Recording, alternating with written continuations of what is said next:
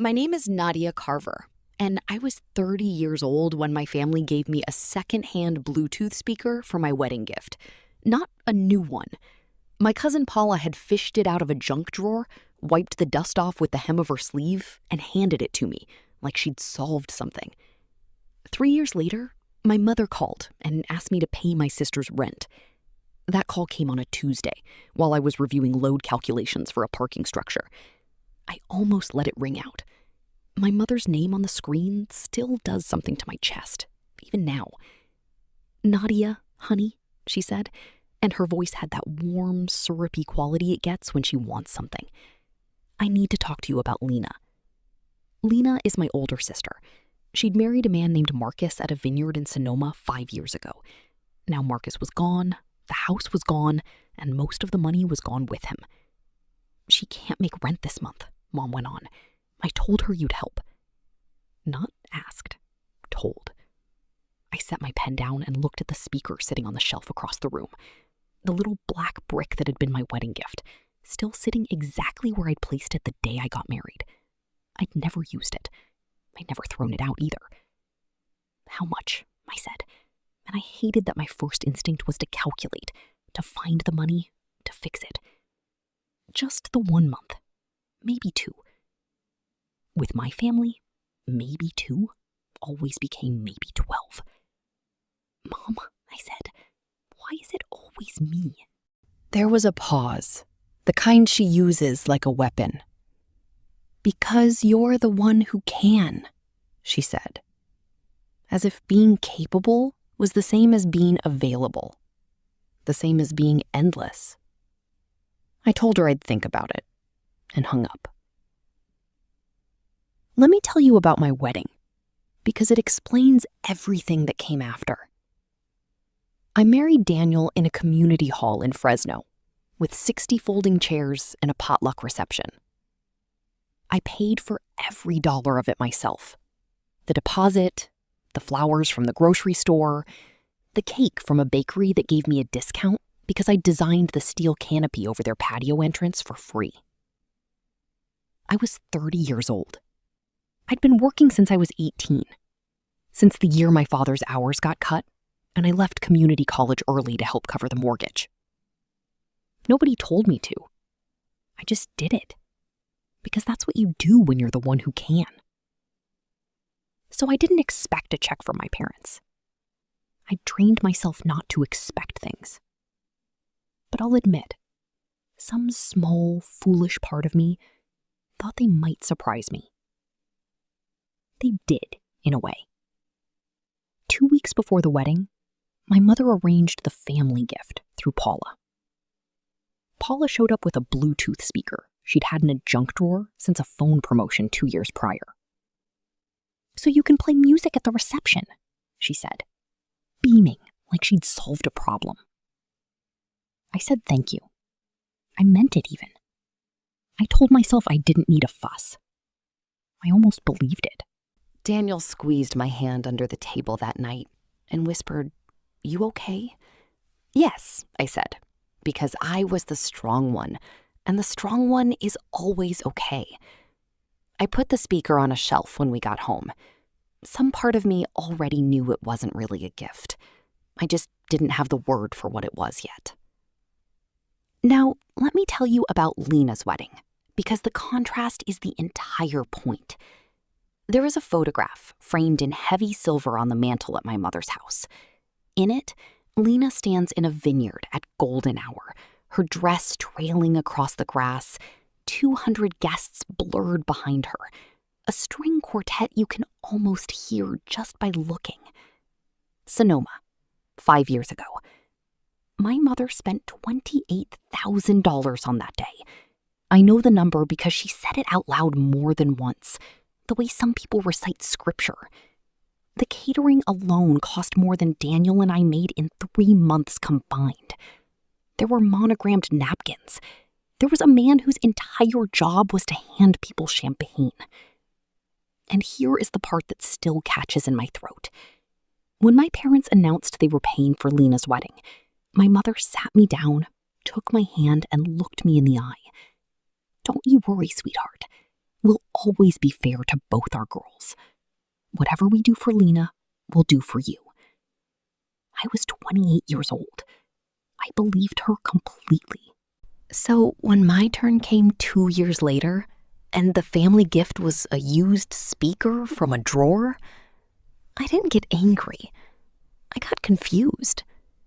I kept waiting for the rest of it.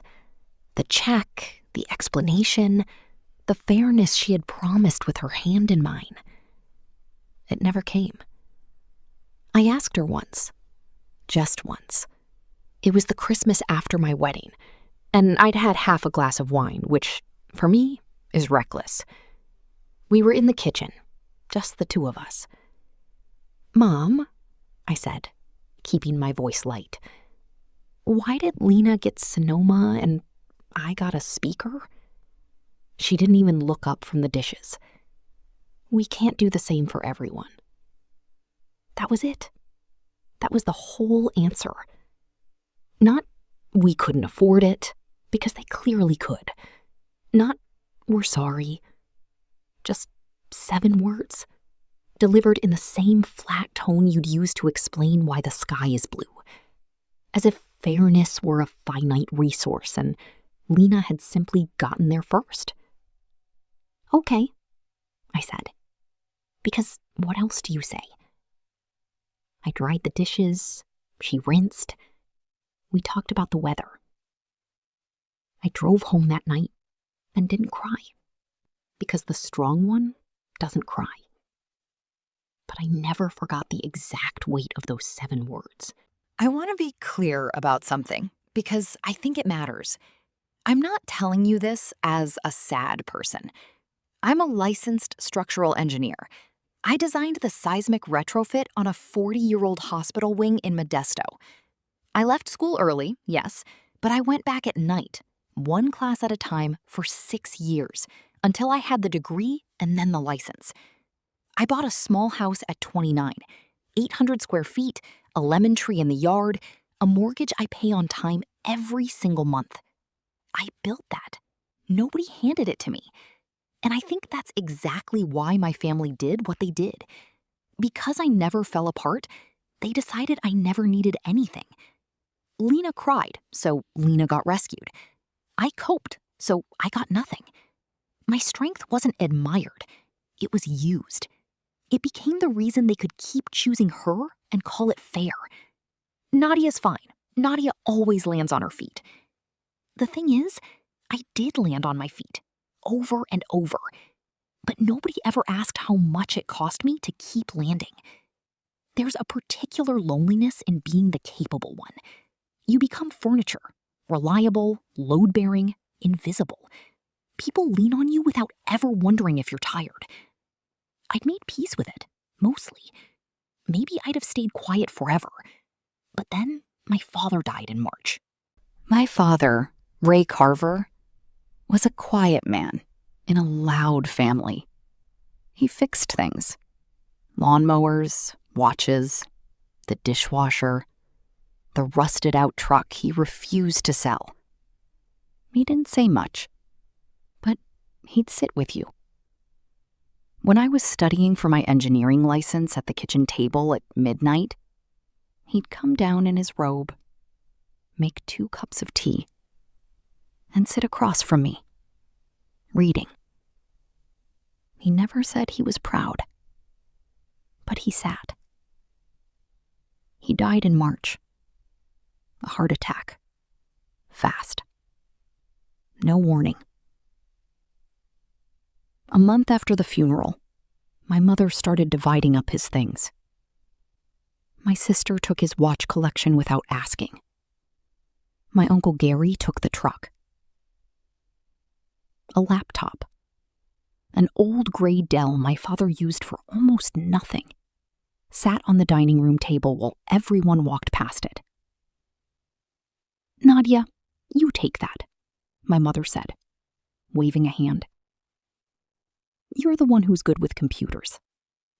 There's nothing on it anyway. Your father barely knew how to turn it on." I took it because it was the only thing of his anyone offered me. I drove it home and set it on my kitchen table next to the lemon tree's shadow, and didn't open it for 2 weeks. I wasn't ready. Then, one night, after my mother's call about the rent, after I'd nearly transferred the money out of sheer habit, I sat down with a glass of water and opened my father's laptop. I almost closed it, started the wipe, moved on. But then I saw it. A single folder in the corner of the desktop, placed off to the side as if someone had deliberately set it where it wouldn't be noticed. It was named simply Girls. I stared at it for a long moment. My cursor hovered. Some instinct told me this mattered, that I was standing at a door I couldn't unopen. I double-clicked. Inside were about a dozen files. Scanned documents, a few photographs, some text files, and one Excel spreadsheet. The spreadsheet was named Savings-Girls. I didn't open the spreadsheet first. I wasn't ready for numbers. I clicked on the photographs instead, buying myself a moment. What I saw there undid something in me before the real reckoning even began. The photographs were of me, not posed ones, real ones. Me at 19, in work boots, holding my first paycheck from the surveying company, grinning like an idiot. Me at the kitchen table at midnight, asleep over my study guides. A blanket someone had draped over my shoulders that I'd never noticed. Me on my graduation night, the degree finally finished, standing alone outside the hall because nobody had come. Except, behind the camera, just barely visible in the reflection of a window, there he was. I'd thought I was alone in that photo. I wasn't. He had come. He had been there the whole time. Then, I opened the text files. They were letters. Unsent.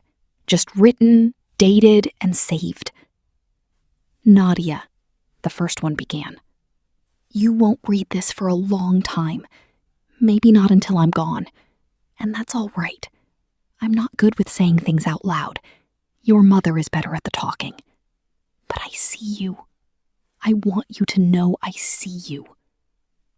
I put my hand over my mouth and sat very still in my kitchen. Someone had seen me. The whole time I thought I was furniture, invisible, load-bearing, ignored. But I didn't. Not that night. Instead, I decided to give my mother one fair chance to tell me herself, before I found proof I couldn't unsee. The next morning, I drove over. The Sonoma photo greeted me from the mantel, Lena glowing in silver above the fireplace. I made myself look away and found my mother at the kitchen table with her coffee. Mom, I said, sitting down. I've been thinking about Dad, about how things were. Did you ever feel like maybe things weren't fair between Lena and me? I gave her the gentlest possible opening. She set her cup down, and her face did the thing it does. That smooth closing over, like a pond freezing. Don't start, Nadia. Your sister is going through a divorce. This is not the time for your jealousy. Jealousy. I'm not jealous, I said quietly. I'm asking a question. Lena needs lifting up, she said. She actually pointed at the photo on the mantel, as if it were evidence in her favor. She's delicate. You've never understood that, because you've never needed anyone. Then she leaned forward, and her voice dropped. And whatever's in your father's old things, you leave it be. He was a sentimental old man, and there's nothing in there but junk. Don't go digging up trouble. Don't go digging. I looked at my mother across that table and felt the floor tilt. She knew. I didn't know exactly what she knew, but she knew there was something, and she was telling me not to look. I almost listened to her. That's the part I'm not proud of. I sat at my kitchen table for a long time that evening, the closed laptop in front of me, my mother's voice ringing in my ears. The thought of confirming what I suspected, of becoming the person who blew up the family, made my stomach turn. It would have been so much easier to pay Lena's rent, close the laptop, donate it, keep the peace one more time, stay furniture. But underneath my mother's voice, quieter, I heard my father's. I see you. I want you to know I see you. For the first time in my life, I let myself ask the question I had never been allowed to ask. What about me? I said it out loud, alone in my empty kitchen. My voice cracked on it. Then I opened the laptop. I opened the folder named Girls. I clicked the file called savings_girls. The spreadsheet was simple. That was the worst part. Not some sprawling secret ledger, just a clean, quiet document my careful father had built and maintained for years. 2 columns, one labeled Lena, one labeled Nadia. Under Lena's name, the entries went back 15 years. College tuition, full 4 years, $84,000. A car at graduation, $22,000. Down payment on her first condo, $40,000. Sonoma wedding, $28,000. Then I looked at my column. 1 entry. A 0. Not even a list of things they'd considered and declined. Just a single, clean 0. Sitting alone in all that white space. The way I'd sat alone at my graduation. The way I'd stood alone by the window at the funeral. 0. My father had been keeping score, and the score was the thing I'd felt pressing on my ribs my whole life, finally rendered in black and white, finally undeniable. I went very still and very cold, the way I get when a calculation comes out wrong and someone's life depends on me finding the error. There was no error. The math was perfect. They had spent a fortune on one daughter and a 0 on the other, and called it fair, and made the 0 feel grateful. And then I scrolled to the very bottom of the sheet. Below the totals, in a single unformatted cell, my father had typed a line of plain text. No flourish. Just my father, in his quiet way, leaving a message for whoever finally found this. It read, "For Nadia, because no one else will. See Will, sealed copy. Attorney J. Mercer, Sacramento." At 8 the next morning, I called the office of J. Mercer, attorney at law. He had a cancellation and could see me at 11. James Mercer was a careful man in his 60s. When I said my father's name, something in his face softened. "I wondered if you'd come," he said. "Your father told me his daughter was an engineer." He said you'd understand a document when you saw one. He pulled a file and laid it out plainly. About a year before he died, my father had come in alone and executed a proper, witnessed, notarized will. It didn't touch the house or the joint accounts. Those were my mother's. What it covered was money my father had set aside over years, quietly, from his own separate account. Money earned from his repair work that he had never spent on himself. The amount left, specifically to me, $51,500. He was honest with me about it, Mercer said. He told me the true gap between what they'd spent on your sister and on you was far larger, well over $100,000. But the joint money wasn't his alone to give. This was the most he could set aside on his own. Mercer looked at me over his glasses. His exact words were, "It won't make it fair, but it'll make it clear who saw her." Then he said the thing that turned my grief into something harder. I retained the signed original here, as your father asked, so it couldn't go missing. I sent your mother a courtesy copy the week of the funeral, exactly as he instructed, so the family would be aware. He paused. I expected someone to come in about initiating probate by now. It's been 4 months. 4 months.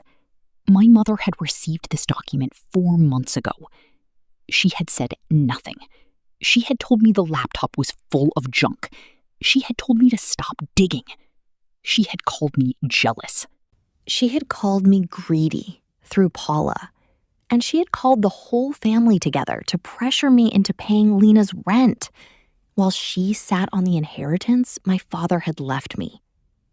I sat in my car outside Mercer's office and let the cold clarity settle over me. That sentence my mother had handed me in the kitchen, "We can't do the same for everyone."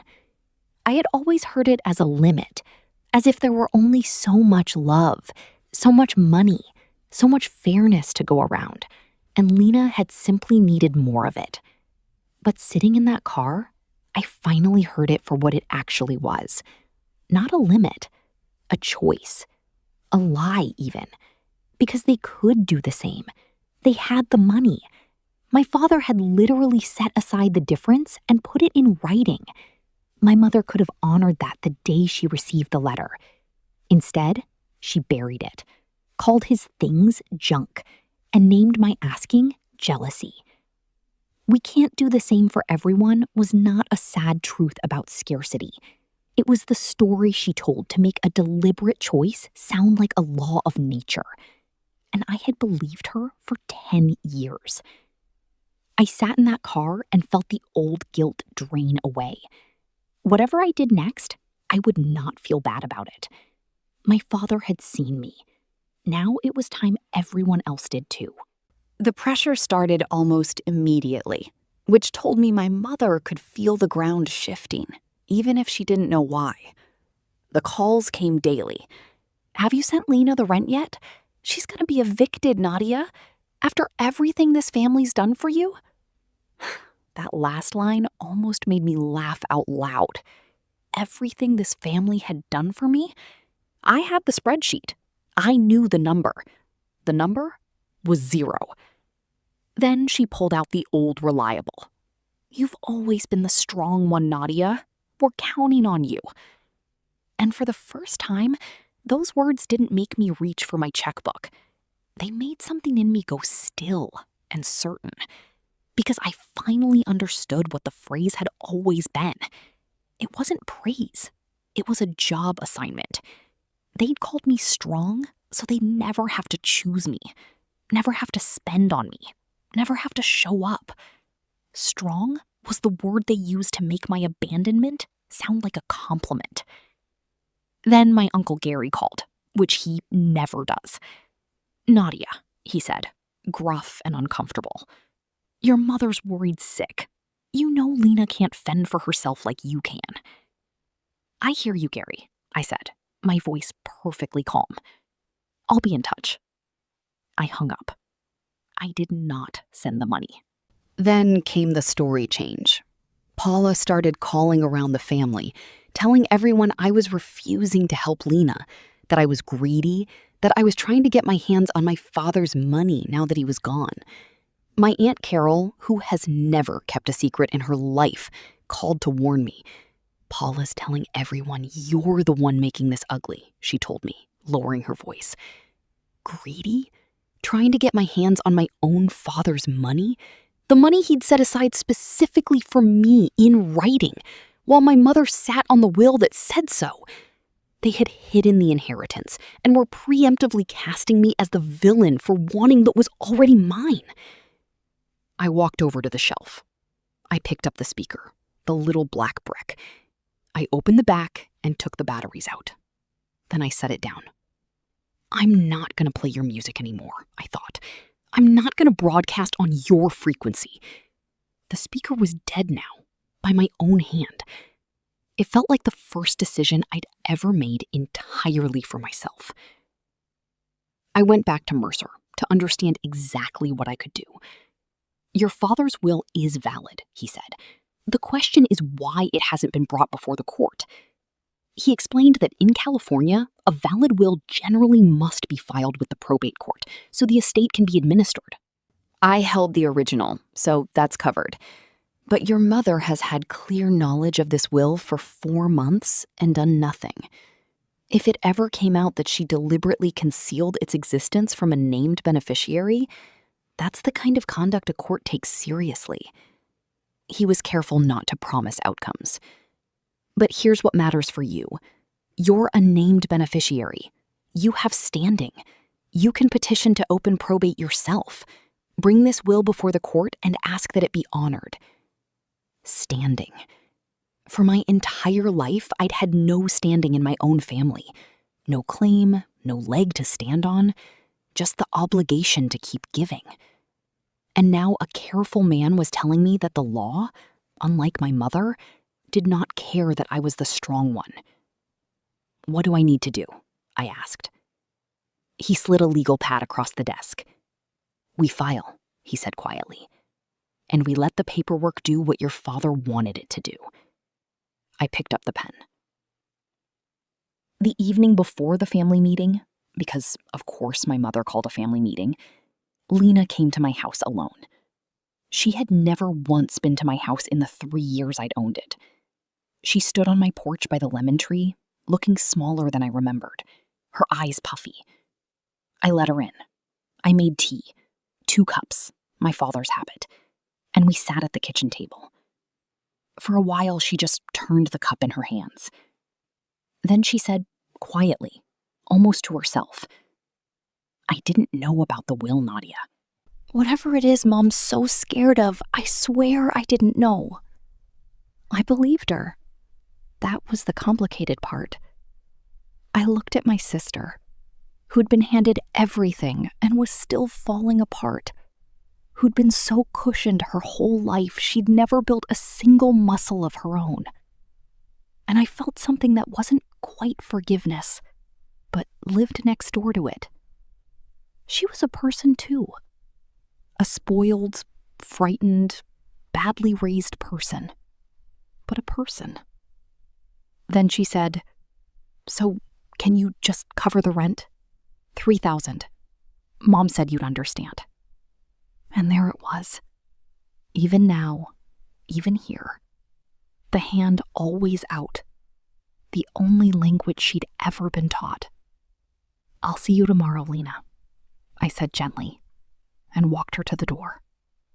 Sunday at 2, I walked into my mother's living room. They were all there. Uncle Gary in the recliner, arms crossed. Paula on the love seat, wearing the pinched look of someone who's been telling stories. Aunt Carol in the corner, anxious. Lena on the couch beside our mother, small and red-eyed. And my mother in the center of it all, in her good chair, beneath the silver-framed Sonoma photo on the mantel. She let me sit. She let the silence build. Then she began. We're all here because we love this family, and because one of us has decided she's too good to help her own sister in her hour of need. Her eyes settled on me, sorrowful and hard at once. Nadia, your sister is about to lose her home. You have the means to help, and you've said no. So we're going to talk about that, all of us, together, until you understand what family means. Paula made a sound of agreement. Gary grunted. The pressure in the room turned toward me like a tide. This was the moment I'd been bent toward my whole life. The moment where the family aims its full weight at me, and I fold and soothe and pay. I did neither. I reached into my bag. I took out the folder. I set it on the coffee table, unopened, and folded my hands on top of it. Before I say no, I said, my voice perfectly even, I think everyone here should know what's in this folder. My mother's expression flickered. one small crack. "Nadia, this isn't the time." "It's exactly the time," I said. Not loudly. I never once raised my voice that whole afternoon. I opened the folder and laid the spreadsheet on the table. This is a document my father kept for 15 years, on his own computer. The one Mom told me had nothing on it but junk. I watched my mother go very still. It has 2 columns, one for Lena, one for me. I slid the totals page toward the center of the table. Over 15 years, my parents spent significantly on Lena. Tuition, a car, a condo down payment, $28,000 on the Sonoma wedding. Lena's head came up. "And in my column," I said, letting the silence sit a moment, "there is one number." I let them look at it. "It's a 0. Nobody spoke. Aunt Carol's hand had gone to her mouth. Uncle Gary had uncrossed his arms. Paula's righteous expression had curdled into something uncertain. My wedding gift was a used Bluetooth speaker Paula found in a drawer. Paula flinched. And when I asked, years ago, why the difference, my mother told me something I've never forgotten. I looked at her. She said, "We can't do the same for everyone." The room held its breath. My mother, cornered, reached for control. "That spreadsheet proves nothing," she said sharply. "Your father was a sentimental man who didn't understand our finances. This is exactly the kind of scene I asked you not to make." But her voice had a thread in it I'd never heard before. Fear. "I'm not finished," I said. I reached into the folder again. This time I took out the will and set it on the table beside the spreadsheet. The 2 documents together at last. About a year before he died, my father went to a lawyer here in Sacramento. Alone. He drove himself. And he made a will. My mother's face had gone the color of paper. In it, he left a sum of money from his own separate account. Money he earned from his repair work and never spent on himself. He left it to one person. I looked around the room slowly, at every face, then back to my mother. He left $51,500 to me. I let that land. The will is valid, witnessed, and notarized. The attorney kept the original, and he sent a copy to this house 4 months ago, the week of the funeral, exactly as my father had instructed, so the family would know. I turned fully to my mother.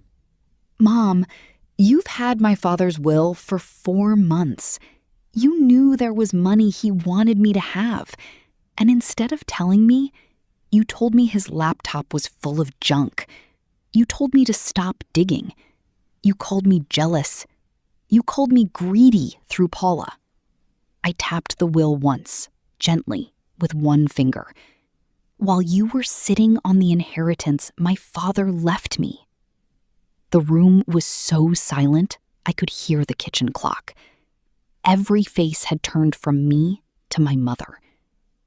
"There's one more thing," I said, "and then I'll let you all get back to your afternoon." I picked up the spreadsheet and turned to the very last page, to the single cell at the bottom, below all the totals, below all the numbers, where my father had typed a line of plain, unformatted text. At the very bottom of his spreadsheet, under my name and that 0, my father left a note. I'm going to read it exactly as he wrote it. I looked down, though I had long since memorized it. It says, "For Nadia, because no one else will." I let it sit in the room. Aunt Carol made a small, broken sound. Lena was crying openly now, quietly, her hand over her mouth. And for once, it didn't look like a performance. Then I said the thing I had driven home from Mercer's office knowing I would someday say.